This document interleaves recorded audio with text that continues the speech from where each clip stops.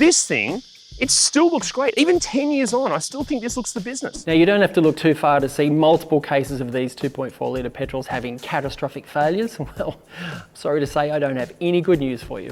It's far more enjoyable to drive than a Toyota Camry, maybe even a Mazda 6. You know what, at least in theory, the Kia Optima, both when new and on the used market, should sell in way higher numbers than it actually does. It has all the attributes that make for a great car: attractive styling, loads of standard equipment, locally tuned driving dynamics, and it seems to now offer excellent value for money. So what's not to love? Well, according to many owners, unfortunately, quite a few things, including some reports of catastrophic engine failures. So how about we find out what the deal is with these third-gen Optimas and work out actually what goes wrong with them.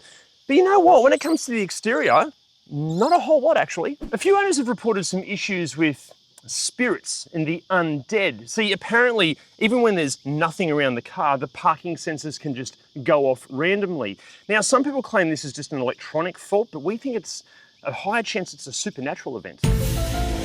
Also, a few owners have had an issue where the rear view camera image can freeze. And the problem here is if you're not paying attention or you recognize that the camera is frozen too late and you time it wrong, you might accidentally back into something like a ghost. But you know what? Aside from that, we really struggled to find any other issues when it comes to paint or panel gaps or electrical concerns with the exterior.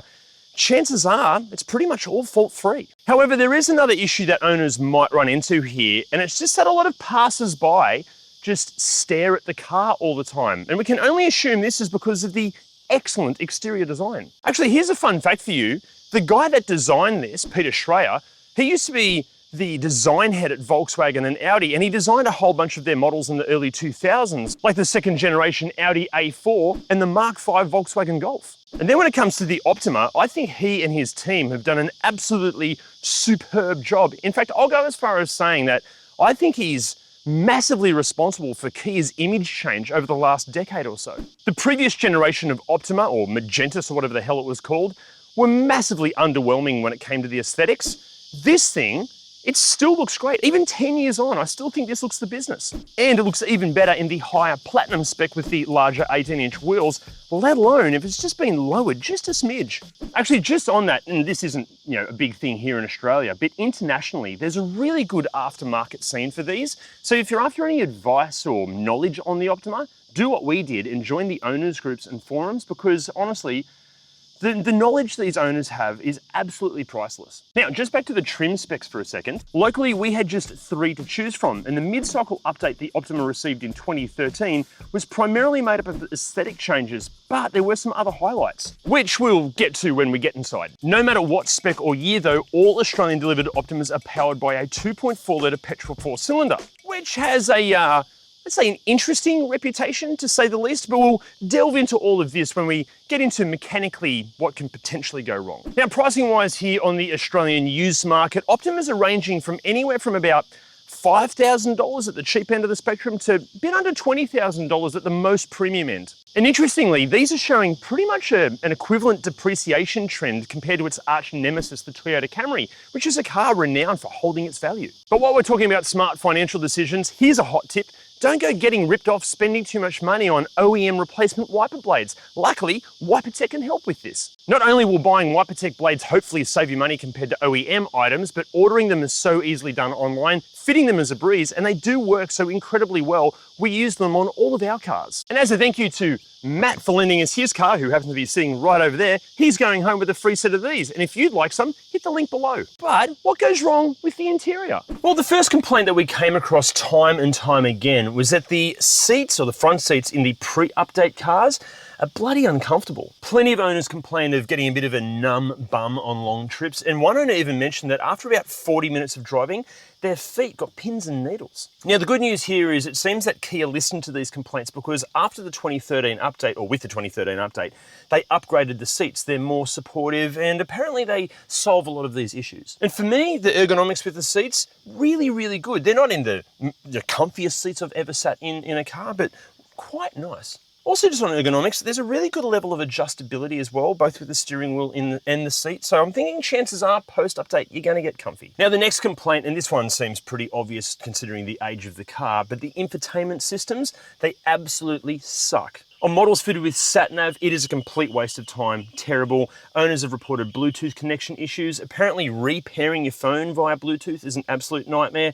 And also, as you can expect with this age, there's no chance of Apple CarPlay or Android Auto coming as standard. Plus the rear view camera up here is a bit of a joke because the screen size is about the same as a postage stamp. Also, compared to the 7-speaker sound system and the higher trim grades, the standard 6-speaker stereo, it does leave a bit to be desired too. Now, the good news with all of this is it is so easy to upgrade all of this tech, and there are even aftermarket systems out there that include a full fascia, so the whole thing looks totally factory fitted. Now, if you are looking into this, not just on the Optima, but really on any car, we highly recommend checking out our mates at Automotive Superstore. They have over 400,000 different products to choose from, everything from full drive parts to lighting to suspension components, obviously infotainment systems, speakers, you name it, they've got it. And if you're not sure what stuff actually fits your car, it's super easy to search because you just type in your rego details into the website and it will show you all the parts that fit your car perfectly. Plus you can order everything from the comfort of your lounge room or dining room or bedroom because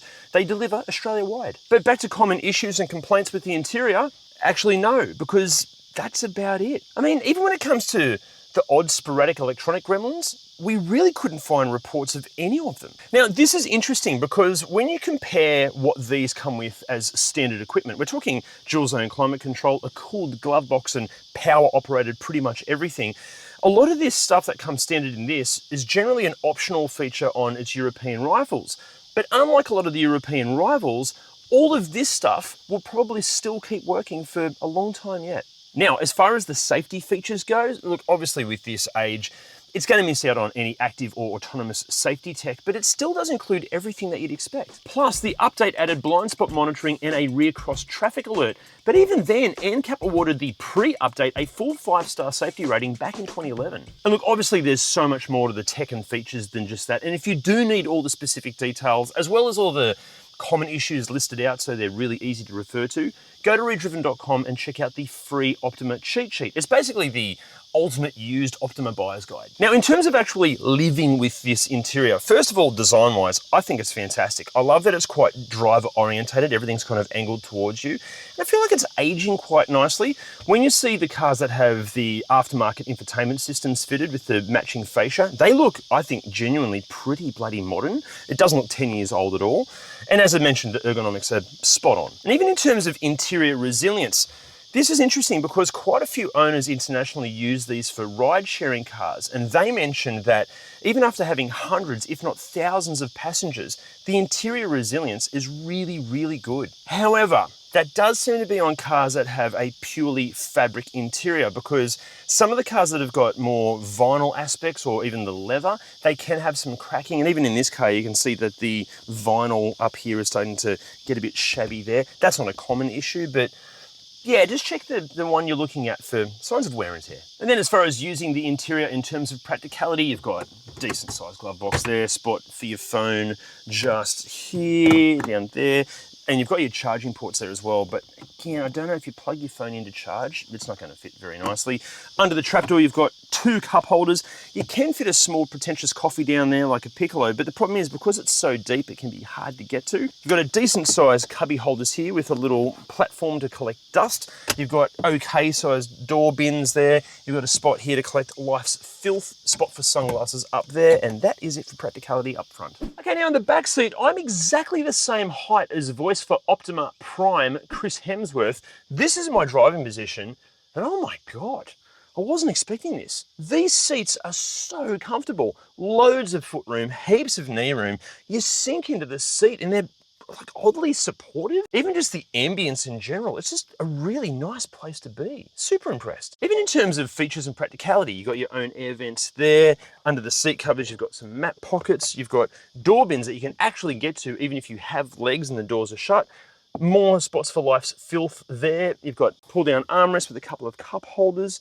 I'm so impressed with this rear seat area. Also, something else I just noticed, if you're sitting in the middle, there's hardly any transmission tunnel, so there's still a bit of space for your footsies there as well. And then in the boot, it is massive back here. In fact, fun fact, this has a larger boot than a Toyota Camry and a Mazda 6. Unless we're talking the Mazda 6 wagon, then obviously it has a bigger boot than this. But still, awesome space back here. Okay, what about common complaints and issues when it comes to the driving experience? Well, the big one we came across time and time again was that owners of pre-update cars complain of just excessive road noise. Now, it seems that Kia listened to owners with this because with the update, they improved NVH levels right across the board. So now, it sounds really refined. Like, you get this vibe that it's a far more premium car to drive than what it actually is. The next big complaint we came across was that a lot of owners are just not seeing the fuel consumption figures that Hyundai claim the car can achieve. Some owners even claim they rarely see figures under 12 litres per 100 Ks. In saying that though, other owners claim they are seeing around the claimed 8 litres per 100 Ks. This car, it does a great range of freeway driving, around town driving. It's seeing 11.1. Now here's a fun fact for you. This generation Optima was one of the very first cars that Kia Australia tuned and calibrated the suspension for local conditions. And I tell you what, even after 140,000 Ks in around 10 years, it still feels fantastic. As I said before, it gives you this impression that it's a far more premium car than what it actually is. I cannot get over how great the ride quality is, and even the handling. Have a bit of fun through some corners, which this car is not really designed to do, but it is really enjoyable to drive. Even in terms of the steering, like honestly, there are some premium badged cars worth 4 or 5 times this amount of money that could really learn a thing or two about steering feel from this Optima. But aside from all that, I'm struggling to find any other negatives with this driving experience. Honestly, this is super impressive. It's far more enjoyable to drive than a Toyota Camry, maybe even a Mazda 6. I can't believe I'm saying that. Although there is one negative that just keeps hovering around my mind, which is just all of these reports of catastrophic engine failures. So mechanically, what's the deal? Do they blow up? Unfortunately, I can't answer that because I'm not a qualified mechanic. But you know who is? It's Jim. Yes, the 2.4 litre petrol in these, that is a member of the Theta 2 family, and it is known for catastrophic engine failures, and yes, they do blow up. Now, sometimes it's just random main bearing failure, the conrod bearing, whatever you want to call it, it just wears out prematurely and you'll hear a horrible big end knock. That happens. Other times it's manufacturing defects that are to blame, and other times there is metal swarf left in the engine from when it was made. Yeah, that all happens too. And sometimes it's just good old-fashioned, well, they ran out of oil, because these things like to use oil. They use a lot of it. If you don't top it up, they will run low on oil, and if it's too low for too long, that will kill it. Now, globally, there was huge recall campaigns for these. And a lot of these were done under warranty and continued to be done under warranty, but it really depends on what part of the planet you're on, will depend on how much support you're going to get. Aside from the catastrophic engine failures, they do occasionally have some timing chain issues and some timing chain guide issues. You'll hear that rattling. Again, that's more of a case on, poorly neglected ones. But generally speaking, if they've been poorly neglected, they're probably going to blow up anyway. And if they're still surviving after, 50 or 80,000 Ks, you might get some issues with some clogging up of the inlet ports because they are direct injected. But the good news is things like water pumps and ignition coils, well, they're pretty much on par with most modern day Japanese or Korean vehicles, meaning they are pretty good. Now, the automatic transmissions on these can be a bit hit and miss as well. They have valve body and solenoid complications. They are not designed to be serviced, and they're actually hard to get internal parts for. So a lot of the cases, the gearbox, if it fails, it is just rubbish. So as I said, a bit hit and miss. Now, I know that sounds like a whole lot of doom and gloom. Well, it actually is.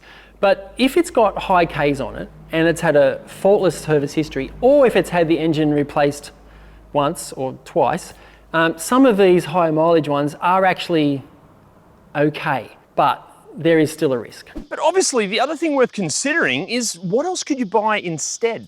As we've mentioned, the Toyota Camry is the obvious alternative, and it is a bloody good one, but as is the Mazda 6 and the Honda Accord.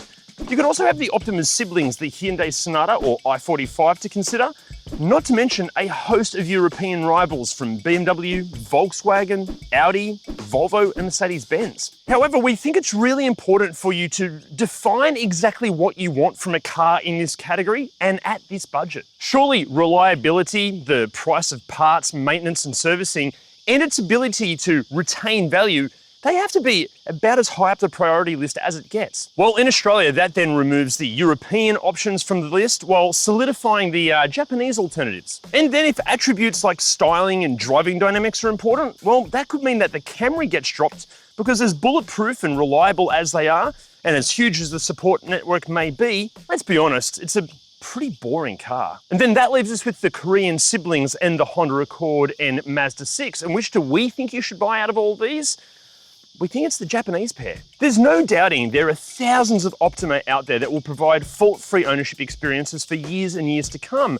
And aside from the potential engine concerns, it is a supremely good car and massively underrated. The problem is those engine concerns, they kind of hover around your brain like a subtle headache, and they're just irritating enough to distract you from all of the positives. And the thing is, the Honda and the Mazda, they tick all of the Optima's good boxes while seeming to avoid any of the potential engine problems. However, neither the Honda or the Mazda are actually our top picks for this category, because if you can stretch the budget to premium Optima markets, we'd be recommending either of these two. But if you weren't to buy either of these or this, yeah, what would you buy instead? Let us know in the comments. See you next time.